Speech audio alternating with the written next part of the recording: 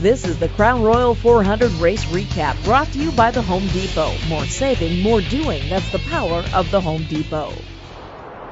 Kyle Busch scored his third straight spring race victory at Richmond International Raceway with a dominating performance in Saturday night's Crown Royal presents the Matthew and Daniel Hansen 400. Busch outran his Joe Gibbs Racing teammate Denny Hamlin to the checkers to score his second win of the 2011 Sprint Cup Series season and 21st of his career. Busch was able to get 107 laps out of his final fuel run to stretch his way to the victory, while Denny Hamlin had an opportunity to win his third consecutive race over the weekend. But in the end, it was Busch standing in victory lane, celebrating his third career win at the three-quarter-mile track.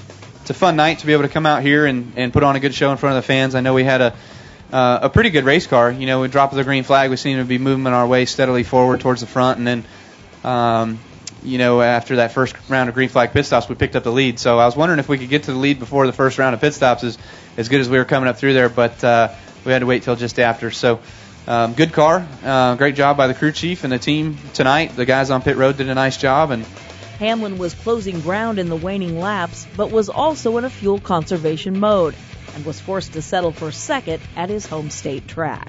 It was a good night.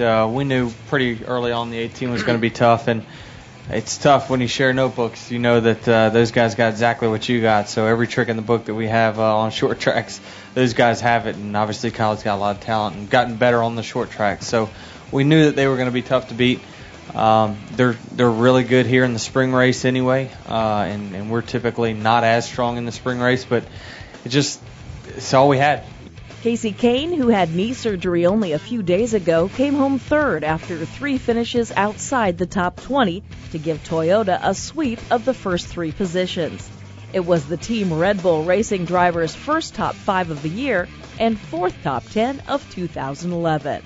Got a third. My knee feels fine. It's actually a little bit tight, probably a bit swelled up maybe, but other than that, it feels fine. I never thought about it once throughout the race. It was just more about the car, and so if you're not thinking about it, it's obviously not hurting. David Reagan came home fourth for his career best finish in his 104th Sprint Cup start. His Roush Fenway Racing teammate Carl Edwards maintained his series points lead with a fifth-place run, his fifth top 5 of the season. Clint Bowyer was sixth as the Richard Childress Racing driver continued his climb up the point standings. Bowyer is now 7th and has gained 17 spots in the last 5 races.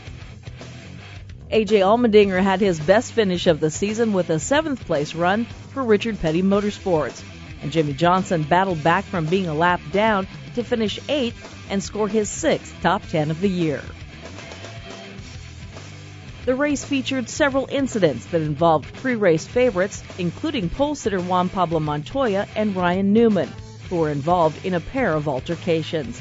On lap 108, Newman made contact with the rear bumper of Montoya, racing down the backstretch, with the Target Chevrolet scraping the wall. Montoya ran Newman down several laps later and retaliated by running into the rear of the Stewart-Haas Racing U.S. Army Chevrolet, which spun around in turn 3. After the race, Newman went to discuss the situation with Montoya, but the two never did meet face-to-face. While Newman walked toward his hauler, Montoya left the infield on a golf cart. A 9-car pileup brought out a caution on lap 302 and was started when Clint Bowyer clipped teammate Paul Menard while racing in a pack of cars. Matt Kenseth bumped into Jeff Gordon, who spun and hit the backstretch inside retaining wall hard, while Mark Martin, David Rudiman, and Jamie McMurray were among the others swept up in the crash.